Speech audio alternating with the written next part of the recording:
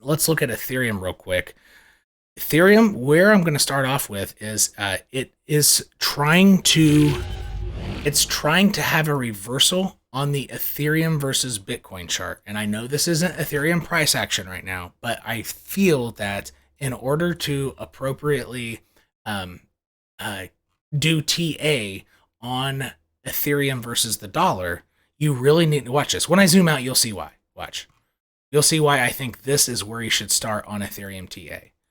Look, I mean, and this is why you hit the thumbs up, because I have the sexiest charts in crypto. It's a confirmed thing. I even have a plaque from YouTube. No, I'm kidding. But that's why you hit the thumbs up. And if you're new, go ahead and subscribe. This is time to do that. But just look at this. Is this orange? Both of these orange lines. So this is the point of control, like the master channel of all these channels, right? So these are origin lines of the chart ETH versus Bitcoin. So this is not ETH versus the dollar, right? This is a very significant point, and it could reverse off of there. So let's zoom in, seeing all of price history with the years labeled and stuff, knowing that this is a very integral part. From a macro sense, this could be a higher low. And if you are going to make a higher low, what better place to do it than if you hit the first orange line, go above it, hit the second orange line. This is a great point to reverse. All right, so let's zoom into that and go to a much smaller time frame, like the 1 hour maybe. I guess. Yeah, 1 hour looks good. So again, the most recent deep lows was at this orange line. Come above it, come back to it. So it's been in a downtrend since, roughly the merge was happening. Well, actually, it's been losing versus Bitcoin since 2 weeks before the merge, because most of the anticipation and speculation happened, a couple months prior. So since 2 weeks before the merge, Ethereum has been underperforming Bitcoin. So each time Bitcoin goes down, ETH in general has gone down a little lower. Each time Bitcoin has a pump, ETH in general has a smaller pump for the last 14 days from this point to this point. This could be a reversal for it. All right. So, and what that would mean is it just means that ETH could really start, if Bitcoin has a 1% green day, just a small green candle, ETH could potentially, as it's starting its, reversal, it could have 4% days. And if you're overall bearish and you're trying to, you utilize Bitcoin, S&P in your with your guidance with trading Ethereum mostly, because I really love trading Ethereum, especially now that the merge, or pre the merge speculation and now post. Ethereum's probably my favorite chart to trade on futures, but I'm still going to let the speculation and all that stuff from the merge simmer down. I don't think it's quite predictable enough for me to want it to be my favorite at this moment, but typically it is. Anyway, if you're an Ethereum fan, this chart is something to take a look at, because in terms of finessing trades, if you're using anything, I mean, even 5x, you could really better finesse your entries by understanding the implications of this chart. And this could be a reversal that goes, for 30 days.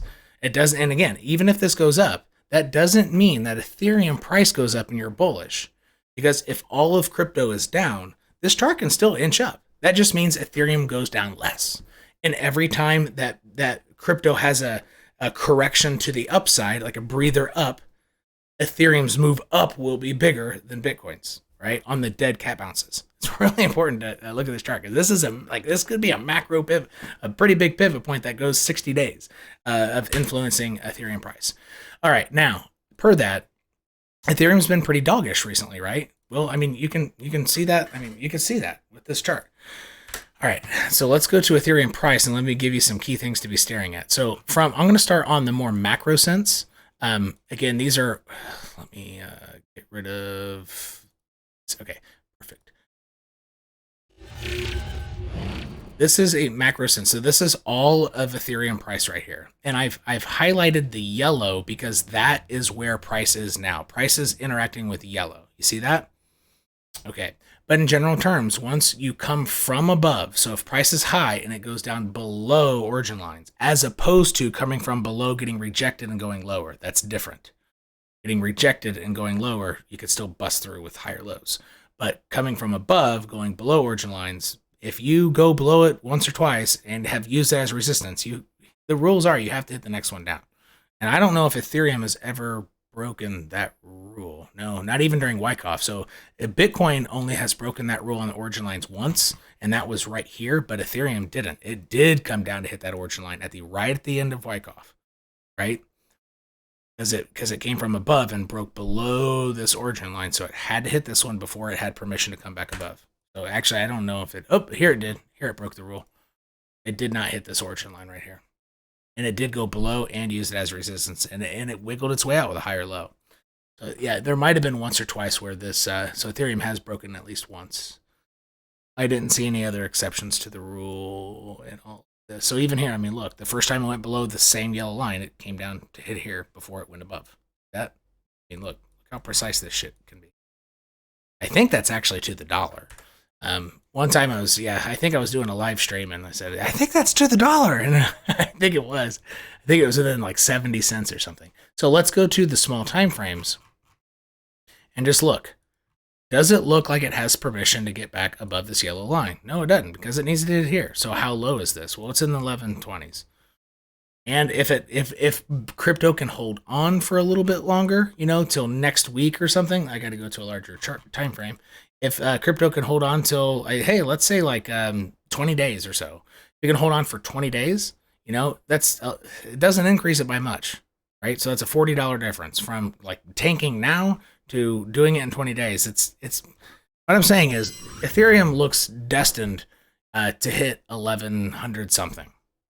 It's so improbable that it doesn't hit it in September and or October that just concentrate on that. But it doesn't mean in the meantime, if Ethereum pivots hard and Bitcoin continues, so if Bitcoin goes up versus the stock market, and the stock market makes no aggressive lower lows, and Ethereum versus Bitcoin continues going up, it's potentially on the table that you get a rejection from this point again.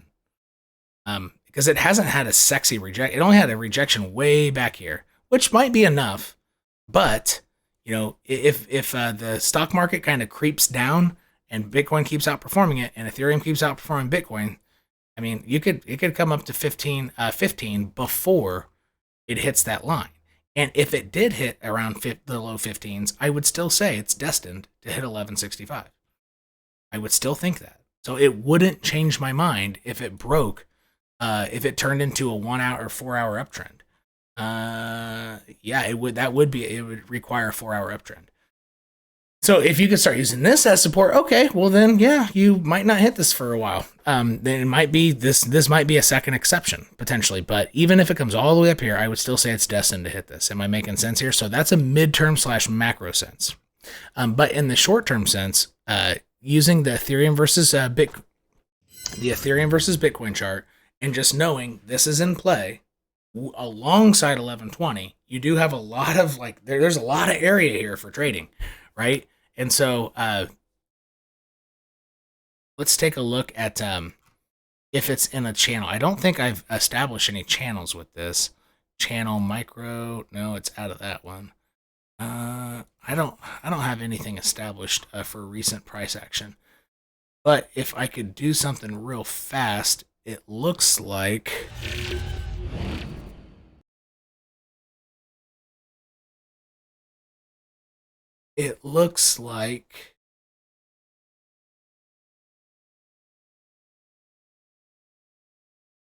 so I'm doing this on I'll do this on the 1 hour chart.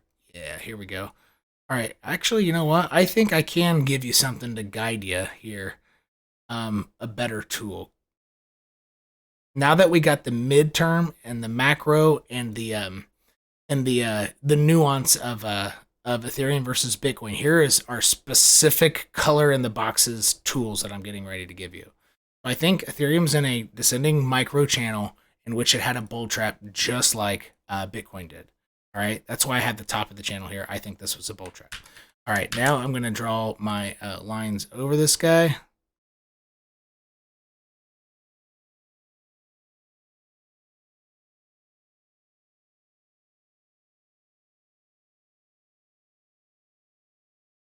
And then I'll slam this down to the point of control.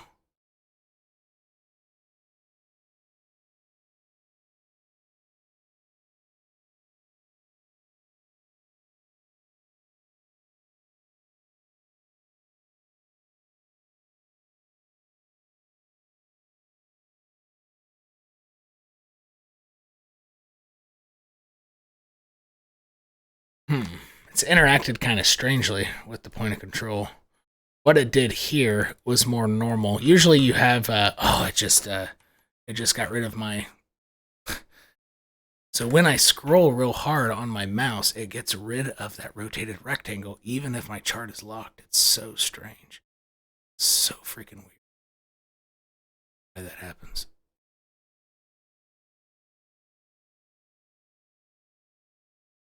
Yeah, it's been interacting a little strangely with this. All right, so if I will show you when this the channel starts, and this will help guide you whether you're going to have a breakout or a breakdown, right? So you know how some traders do like a wedge or like a pizza or whatever, like pancakes with syrup or something. I don't know what the hell shapes they come up with, or pattern traders come up with. So but it's a similar concept. If it breaks out of the shape, then you'll either get a break up or a break down.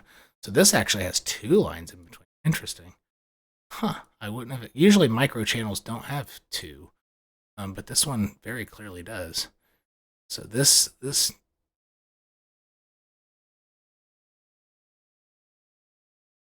interesting. Huh. Actually, this is fucking helpful. I should have had this the whole time. And this will help you understand if 15.5 comes in play. And really, how long would it take? What would be the intersection? So if you get just a wick above this channel line, and it hit that, how many days would that be? 3 days out. So it is in play. It can stay perfectly within the channel rules. Similar to on my Bitcoin segment of this live show, I said 2 to 3% above is still in the channel rules. Look, that's 2.8.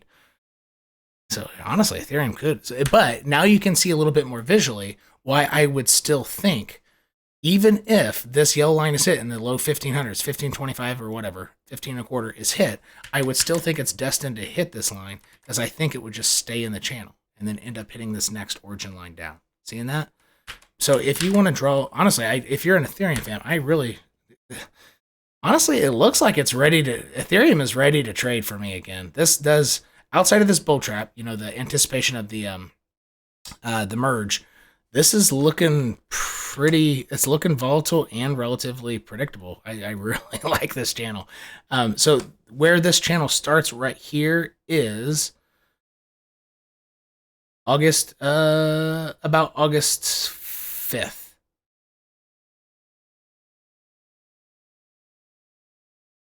And I'm on the 1 hour chart to make this.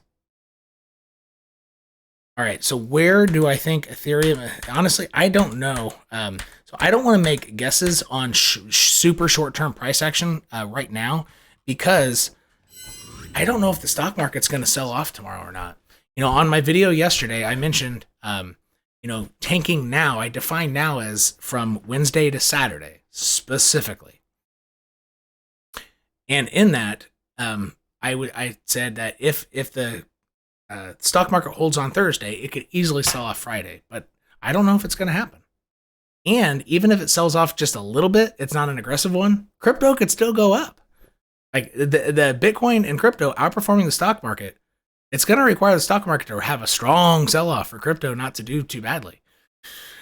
Right? So in general, I would say that Ethereum has actually honestly a pretty decent chance of getting above this point of control right here. I think it's got an okay chance. Or at least, so let me put a time frame on. From now till Tuesday of next week, so later in September. That's 4 or 5 days out, right? Over the next 4 or 5 days, I think Ethereum could play above this point of control rather easily. And again, you'll be able to anticipate that if the stock market does not have aggressive new local lows. All right. And again, I'm not going to put any pointers here. I just showed you where it could go and where I think it still is destined to go down to. But in how it ends up getting there, I'm going to have to wait to see what tomorrow brings. Tomorrow and Monday for the traditional finance market. I honestly can't make very good guesses.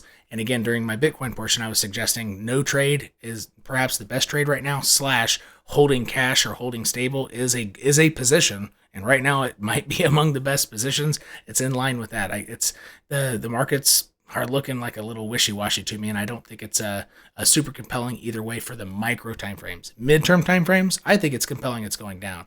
Longer time frames, I think, you know, I also think it's compelling that it's going to go down significantly from there. But short-term time frames, I can't really tell, right? And that's what we got for Ethereum. Hopefully that was helpful.